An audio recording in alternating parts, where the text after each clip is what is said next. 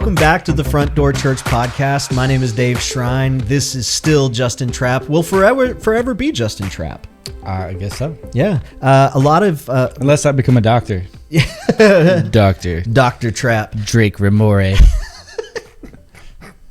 Oh, okay. I lost my train of thought, but that's okay. Let's do it again.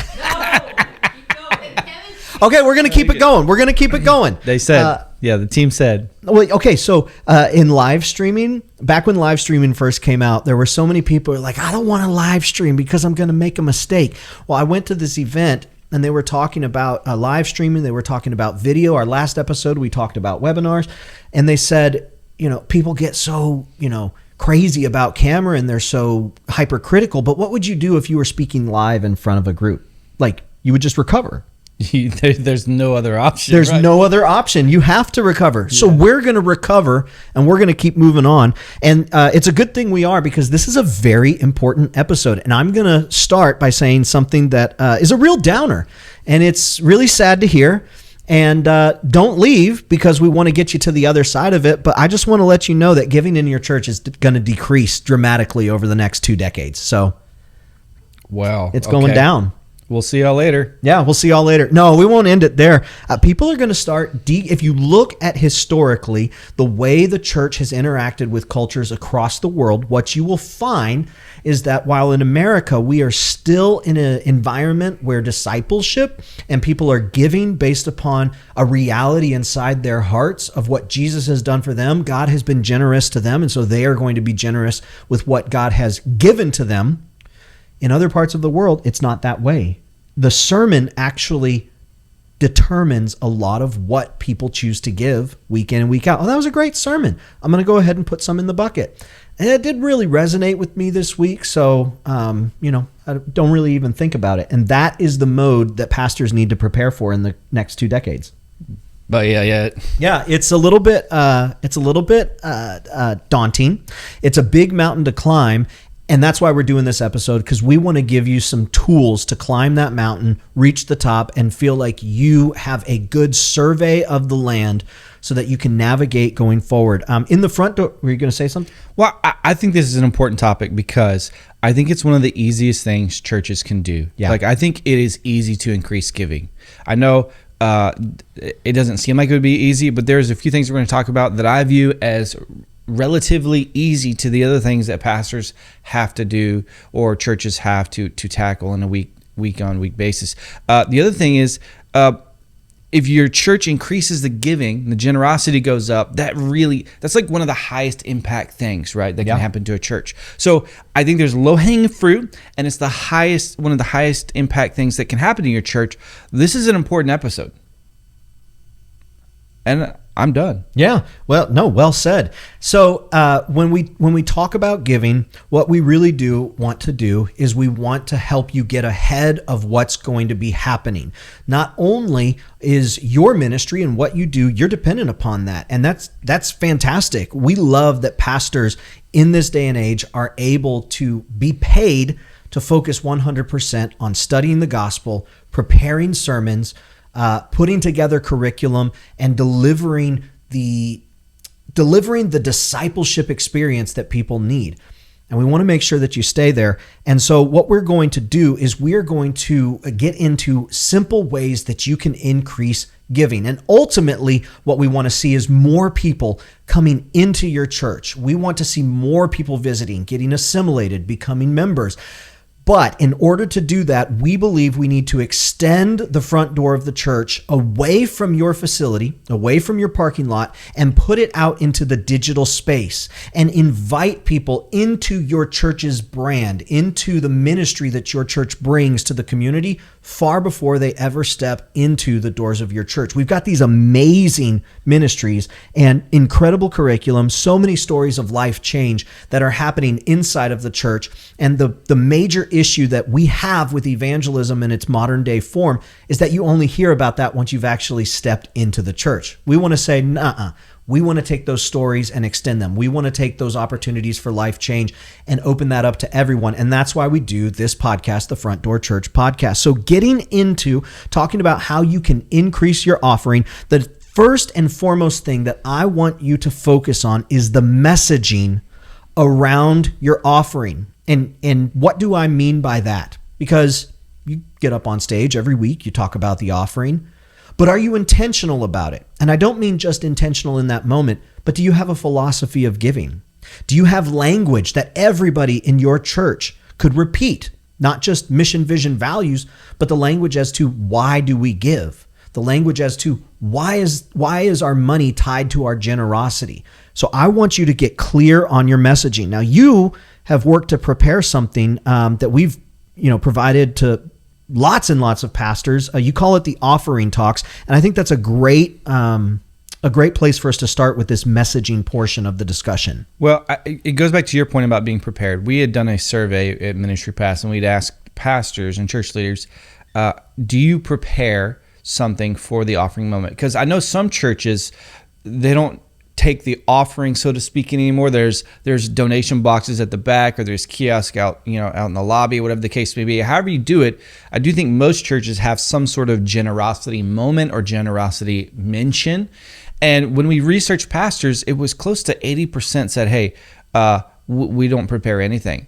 And in that same survey, we asked if giving was down or whatever. And there's this correlation, right? Yeah. I don't know if it's causation, but there's definitely a correlation between being prepared and giving being down. So what we did is we created something called Offering Talks, and it's sort of a 2-minute mini devotional about generosity. And sometimes it's about just being generous, reflecting the nature of our Heavenly Father who first gave, right? In John 3:16.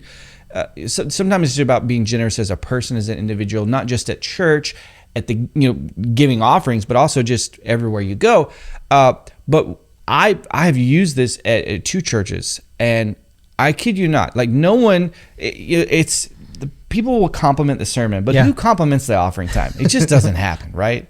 It's just weird. Yeah. And even when I would experience it, I'm like, man, it's a little odd, but people will come up to me all the time because a lot of times pastors, we don't put in the work. We're not prepared for the offering moment or the generosity moment because we feel awkward about talking about money. It can be a little taboo. People don't like you talking about money, so you don't like talking about money. Yeah. And I have people come up to me and be like, man, I just really appreciate the way that you talk about generosity. You always have some fun story or an inspirational anecdote that really helps me connect my giving and what the Bible says about giving in a way that I hadn't thought about, or I would hear that all the time. And so I knew that it was making a difference because for every 6 people that were coming up and telling me that, I knew there was more that wanted to say something that just didn't catch me in the lobby or whatever the case may be. But I think it's important. I think the whole point of this is that you prepare something, whether you're taking up the offering or you have a generosity moment or a generosity mention, that even if you're just talking about it for 20 seconds, 30 seconds, that you are prepared. And like you said, you have specific language that everybody talking on stage shares that specific language about generosity, about giving. So one of the things that you can do to make that vivid in the way you were talking about, tell a story, is think about, can I see the results of the offering? And so here's a little exercise. I was in a marketing seminar several years back, and the person got up on stage. And I may have already mentioned this in one of our previous episodes, but it's okay. It's worth repeating. Got up on stage, and he was talking about language and marketing. And he said, what you need to do if you're trying to compel and convince somebody to do something is you need to paint a vivid picture of what life will be like on the other side. And so there was somebody who, he says, what does it look like to land the plane, so to speak? And so we got a guy up on stage and he says, what is it you do? He goes, well, we help families create a legacy. He says, okay, help me see what it looks like to have a legacy. He says, well, people will remember you. He goes, I don't really know what it looks like for somebody to remember. I mean, I get the idea, but what tangibly does that look like? He says, well, they will see something about you and they'll think about a memory that you had. Okay, that's a little bit closer. They're seeing something, but it's really not tangible. And finally, the guy gets frustrated. He goes, they'll build a monument for you outside of City Hall. Boom, that's it. That's a visual result that I know exactly what that looks like. I know what statues, monuments look like, and I know what City Hall looks like, and I know what they represent.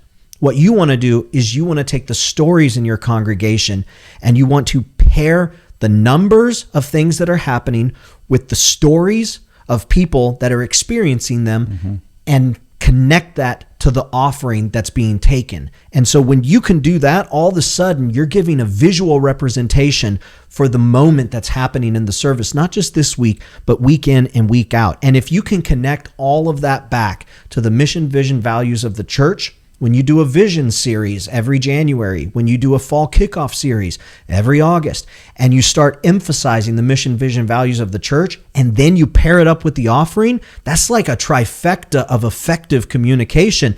And they're not thinking about it, but the people in your church, they are making a correlation between why am I here, how are we experiencing what we're experiencing, and what is the mission of this church? They're putting that all together and it manifests itself in discipleship, right? It's not about the bucks and the butts. It's not about the nickels and the noses. What it's about is actually life transformation, becoming a disciple of Jesus Christ. And one of the ways that we know that people are being discipled by Jesus is living a life of generosity. And Jesus himself told us exactly what generosity is to look like. So messaging is important. The next thing is that you get your communication straight. So now, I said messaging.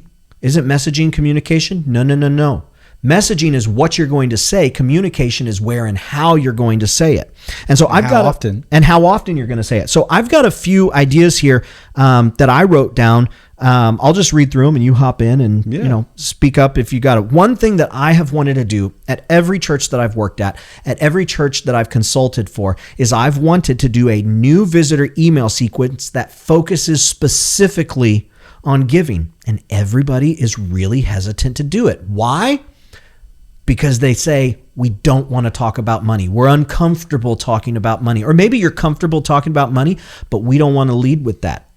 Well, if you've got amazing messaging, you've got incredible stories of life change, why would you not want to lead with, here is what is happening, and our people are the ones making it happen? Yeah, and when we talk about an email sequence about giving, we're not saying every email, you're sending 4 emails in 2 weeks asking them to make a donation.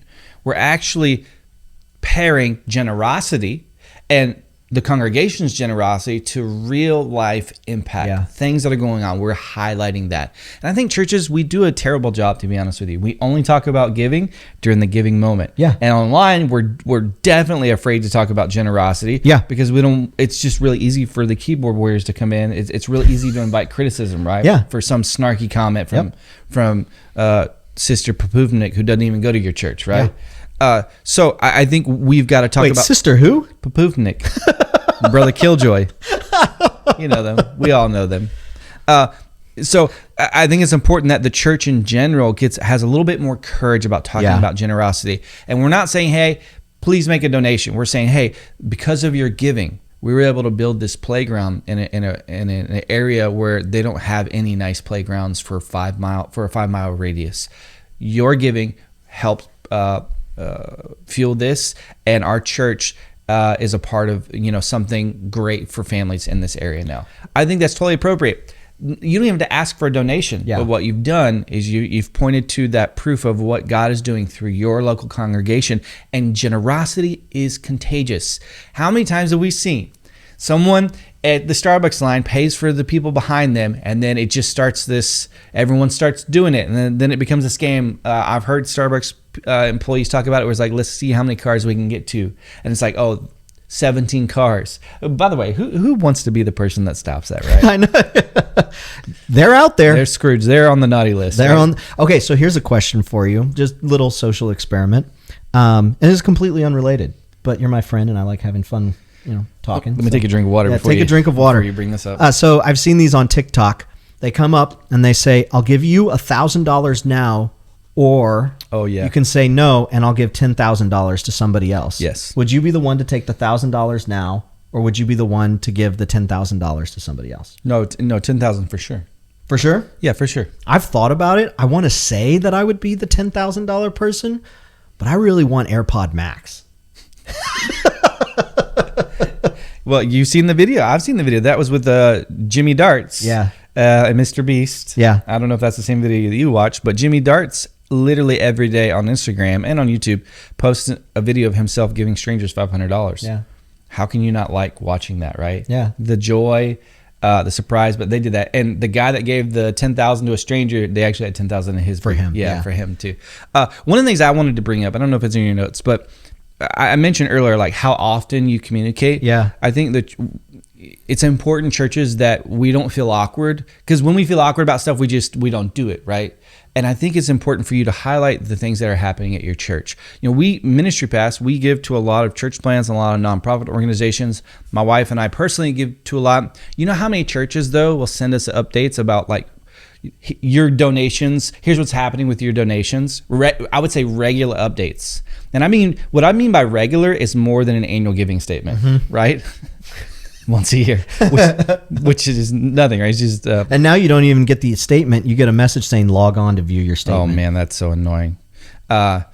So we give to collectively a few dozen, right? Do you know how many actually gives us regular updates of where our dollars and donations are going to? One. Oh. You know who gets the most money?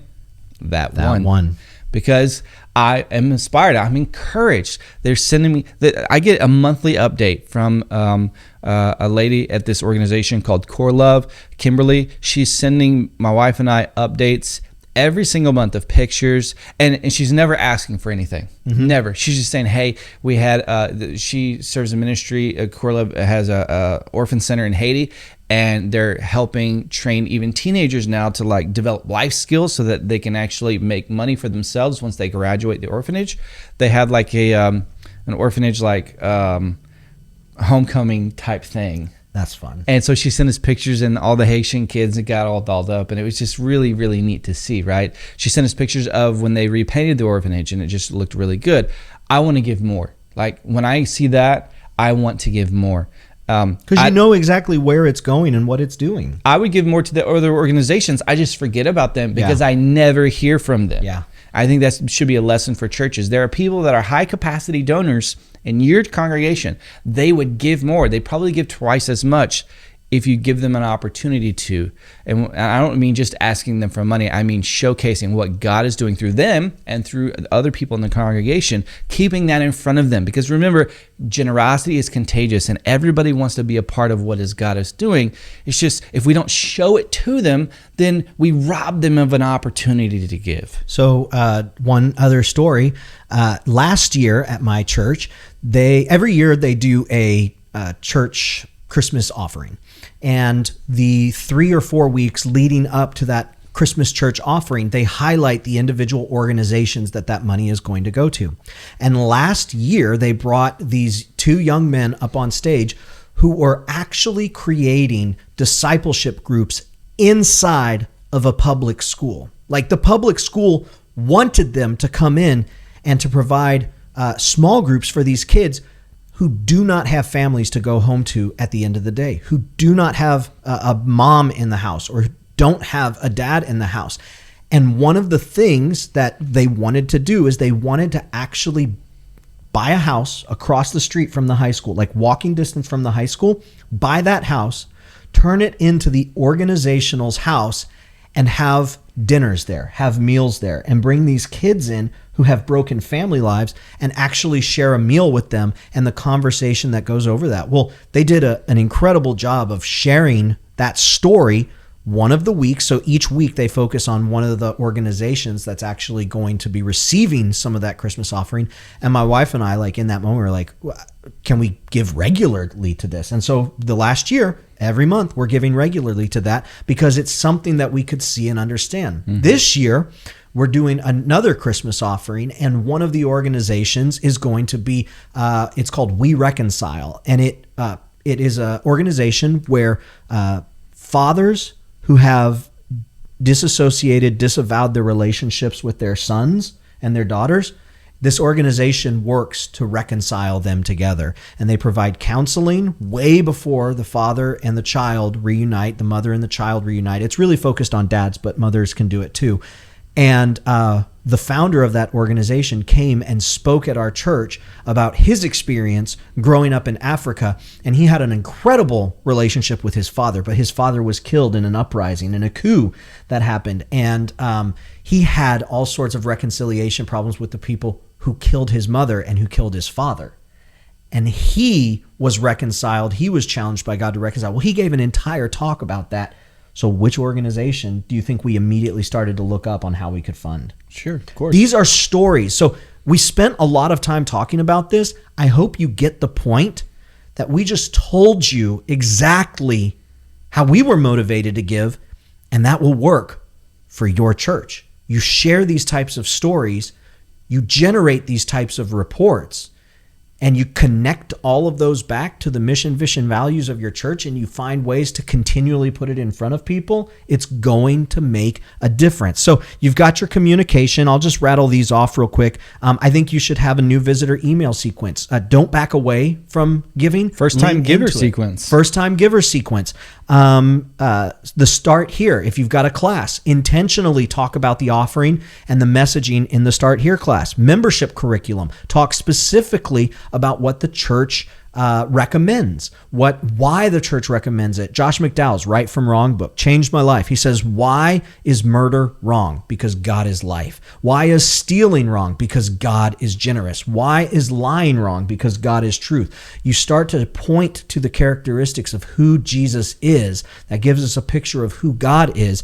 And then all of a sudden, people see the reason for giving as related to their discipleship journey and becoming members of the church. Can I add one real quick? I will allow it. It's quick. One of the things I haven't seen a lot of churches utilize, but that we had utilized and found success with it is a vanity URL. What I mean by that is a lot of times your church has your website and you got to go to the giving tab, and then when you're on the giving page, it takes you to like Secure Give or Push Pay. You know, it's sort of like multiple links involved. What you could do is just say, hey, like let's say your church name is Grace Fellowship. You could go see if the domain is available. Giving at Grace, giveatgrace.com. Yeah. So anytime someone's talking about generosity or offering, just say, hey, go to giveatgrace.com, and we'd be so grateful for your partnership in what God's doing here. That's just really easy, right? Giveatgrace.com. Find something that's really quick and easy to say, and that just forwards to the end destination of your giving page. So it saves them a few steps. Yeah. Anytime you can save people a few steps, and it's less confusing, you're going to increase the number of... Even if it's a few more steps for you. Yeah, If you can make it easier for them, totally. Make it easier for them, even if it's a couple extra steps for you. Underneath all of this communication piece, there was an episode that I did with my co-host Luke Simmons on the Preaching Through podcast. It was Preaching Through Tough Texts. And one of the things that he challenges pastors to do in preaching through tough texts, they can be historically difficult, theologically difficult, culturally difficult, and socially difficult, something like that. There's 4 different ways, and the more a text intersects with those, the more difficult and the more study you need to put into that. Well, he talks a little bit about money. And so, you know what? Well, you've come on a bad Sunday morning. We're going to be talking about money. And all of a sudden, they're going to be uncomfortable because they can tell you're uncomfortable. Yeah. They're going to be on the defense because they can tell you are on the defense. So if you hit these difficult and tough texts head on, like giving, if you hit these difficult topics proactively, then it doesn't look like you are reacting to something when you talk about it. It doesn't look like you're afraid to talk about things, and it actually increases your credibility on the topic because you're hitting them head on without being prompted, without having to say why you're doing it. It increases your credibility. And they may not believe what you have to say about giving, but they're going to respect what you have to say about it. And they say, well, I don't believe that, but that guy sure does. And that's really a great place to start the conversation. So we've talked about messaging, communication. We've talked about this the entire time, but we'll give a couple moments here specifically to highlighting. You talked about receiving correspondence more than the annual, giving statement. One thing that I want to challenge you to do and to make happen in some way, shape, or form this year is to generate an annual report and to itemize and note the things that took place in your church this year that you can tie back and say, because of what God has done for us, we are now doing in his church, and here is the fruit of that. How many people were in small groups this past year? How many people were baptized? How many people filled out a card for salvation? How many new givers did you have? How many total people did you have giving? This is not just an expense report. This is really like what has happened in the life of our church in the past year. Giving is a big part of that, but also so is the lives that were changed as well. So I think it's important to highlight both. If you do a barbecue every 4th of July, big barbecue, invite people out, how many pounds of meat did you give away? Man. How many pounds of meat did you grill? How many fireworks did you set off? Those things are fun, right? It's very fun. They aren't as important as the other stuff, but it's still fun to like, oh, wow, I hadn't thought about that. Give them something to measure. Give them something to see their money at work, and they will be more likely to entrust you with more of that money and to double down on the things that you're doing. And the really cool thing is that as you do this over time, and this is my last note, is archive and then reuse. You can begin to report on the same metrics year over year, and you can begin to, number one, report the successes. Hey, this is how God has grown our community in the last year in these key areas. Yeah. Number two, you'll see warning signals where you're decreasing and say, okay, we've got to make some changes here. We need to make some decisions on either how we're spending money. We need to make the decisions on how we are letting people know about the offering. There's some changes we may need to make in order to continue this upward trend of life change happening. If you think people aren't interested in annual reports, you're wrong. Spotify Wrapped is like the most popular thing right now. I mean, we're in December. I just got my Spotify Wrapped this morning, so that's why it's sort of top of mind. And my son uses my Spotify account, and he plays church all the time at the house, and is a Pro Presenter fanatic. 7 years old, by the way. My Spotify account is in the top 1% of Planet Shaker listens because he loves this one song. But I've seen so many people posting their Spotify Wrapped. People love to see what has happened in their life in a year, and I think they would be interested in seeing what has happened in the life of your church in a year as well. You want to know, since you said it was December, do you want to know what song is playing on repeat in our house? I don't know. This is the elf song, sitting on the shelf song, looking with the mitty bitty tiny pointy shoes on. I blame Santa Claus and his North Pole operation. It ain't a good look paying candy cane wages. RESPECT, give them some. Put your hands up for the elves. This is the elf song. Woo! Yeah, that's my best Jay-Z accompaniment. Let's talk about fairness, elf awareness. Okay. Do you know who that is? I have no idea. Crowder. Crowder. Which makes total sense once you know. The bearded freak. He is a kingdom treasure. Crowder is. There he is. Y'all, it's really easy. We've given you a lot of ideas, and it could be overwhelming if you said, we're going to do this all, come January 1. We're going to do this all once the budget year resets in July. And that's not what I want you to do. I want you to look at what you are currently doing and listen to this episode again. You can go to frontdoor.church, find the show notes, look at the show notes, and I want you to pick out one thing to do next. Yeah. Are you going to do an annual report? Is that a good fit for you? How about be prepared for once during the generosity moment? Yeah, if you're listening to this before Sunday, there is still time. If you're listening to this Sunday morning, I will question your priorities. I hope you're prepping for the sermon. But if you're listening at any time before Sunday, you can prep the giving moment. If you're listening to this podcast on a Sunday morning, we can't help you. That's very, very true. Pick one thing that you can improve on. Yeah. And then just focus on making incremental improvement. That's something else Luke talks about in the Preaching Through podcast, is that you don't have to go after the World Series right away. Just look at getting a few percentage points better in one particular area. And over time, those degrees of improvement, I'm mixing my metaphors now, but those degrees of improvement will drastically shift the course of your trajectory, where you're headed in this particular area, really any of the areas we've talked about, but this one especially. Yep. Listen, I hope that your church is able to increase your giving in this next year. It would be a high impact thing for you to do. So I encourage everyone to follow a few of these things, because I do view these as sort of relatively easy things that you can do that can make a big impact. A lot of times we do things that are really hard to try to have incremental increases. I actually think you can have large increases in your giving at your church by doing some really easy is probably not the right word, but simple low-hanging fruit. Yeah. Thank you so much for hanging out with us, spending a little bit of your day with us. We're very grateful that you are hanging and listening to the Front Door Church podcast.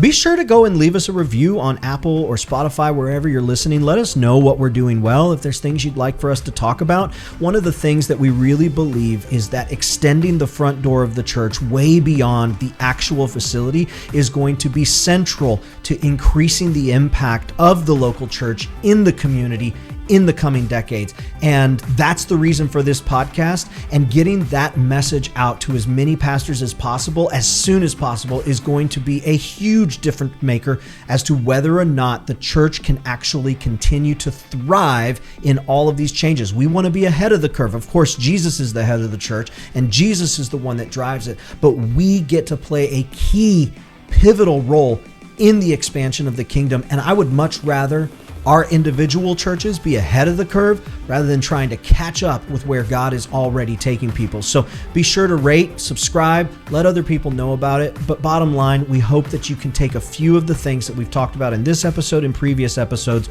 really focus in and experience change in your organization. 5 stars. Thank y'all. Peace.